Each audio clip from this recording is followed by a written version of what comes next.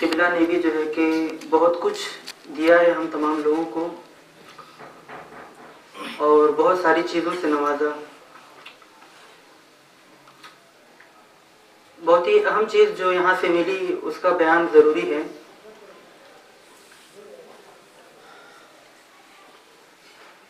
کہ چند لوگوں کے سامنے کھڑے ہو کر کے بات کرنے کا ڈھنگ یہاں پر جو ہے کہ ہمیں سکھا دیا گیا. کبھی کبھی احساس ہوتا ہے کہ اگر یہاں نہ آئے ہوتے اور اگر کہیں اور رہے ہوتے تو یقیناً ایک پھوہڑ پن جو آج معاشرے میں دیکھنے کو ملتی ہے وہی پھوہڑ پن ہمارے اندر بھی ہوتی. کم از کم اتنا تو ہے کہ نرمی، بات سننے کا حوصلہ، یہ جو ہے کہ یہاں سے ملا. اور سب سے بڑی بات کہ ایک احساس کہ قال اللہ اور قال رسول جو ہم پڑھتے رہتے ہیں، یہ قال اللہ اور قال رسول کا مقصد کیا ہے، وہ مقصد جو ہے کہ یہاں پر بتایا گیا کہ اس کا مقصد یہ نہیں ہے کہ لمبی چوڑی پگڑی باندھ لیجئے اور جا کر کے شیخی بگاڑیے. یہاں پر یہ بتایا گیا کہ قال اللہ اور قال رسول کے بعد ایک ذمہ داری دے دی جاتی ہے آپ کو کہ آپ نے جو پڑھا ہے اس کو پہنچانا ہے کسی کے پاس، اور اگر نہیں پہنچائے تو پکڑ ہوگی اللہ کی بارگاہ میں. ہم پہنچا رہے ہیں یا نہیں پہنچا رہے ہیں یہ ایک الگ مسئلہ ہے. اگر یہ احساس پیدا ہو جاتا ہے تو یہ ایک بہت بڑی بات ہے.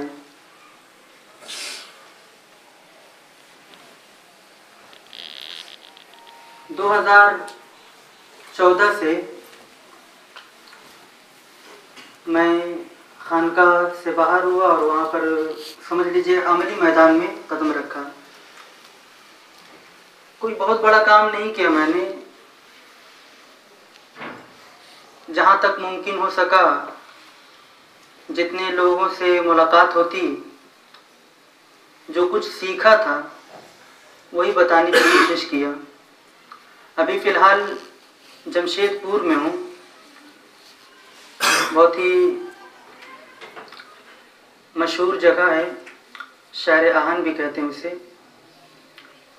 تحریک پیغام اسلام جس کے بانی مولانا سید سیف الدین ازہر صاحب ہیں، انہی کے انڈر میں رہ کر کے بھی کام کر رہا ہوں. تحریک کا مقصد بھی بہت ہی اچھا ہے. اسی بنیاد پر شاید خانقاہ سے مجھے اور شیخ کی سرپرستی میں جو ہے مجھے وہاں بھیجا گیا. مشن یہ ہے کہ پیغام، اسلام کا جو پیغام ہے اس کو لوگوں تک پہنچایا جائے. کچھ دروس ہوتے ہیں، درس میں مسائل احادیث کی روشنی میں، قرآن کی روشنی میں بیان کیے جاتے ہیں. تو کچھ درس میں بیان میں کرتا ہوں اور کچھ درسوں میں حضرت سیف الدین صاحب بیان کرتے ہیں. درس کا کافی فائدہ یہ ہوا کہ نوجوان طبقہ، دیکھیے کوئی بھی انقلاب جو آتا ہے وہ نوجوانوں سے آتا ہے.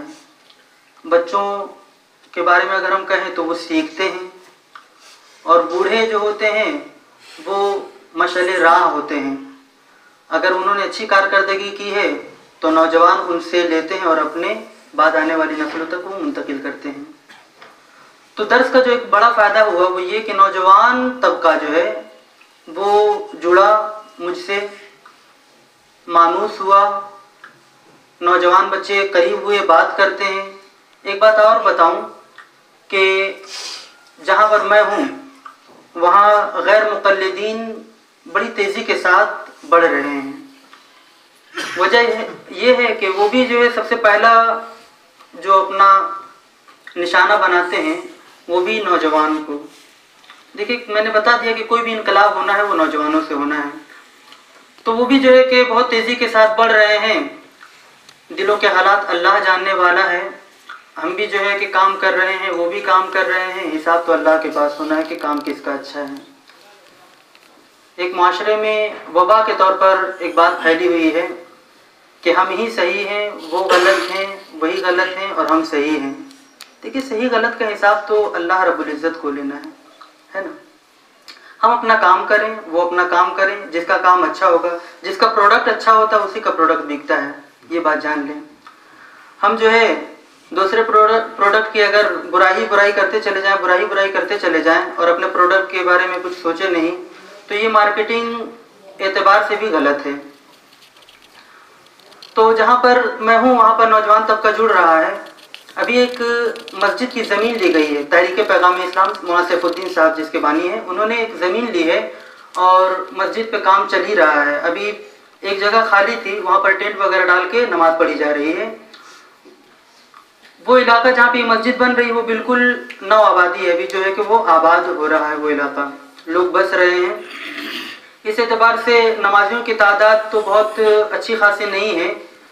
ایک وقت کی نماز میں اگر 40 لوگ بھی اگر شریک ہو جاتے ہیں تو بہت بڑی بات ہے وہاں پر۔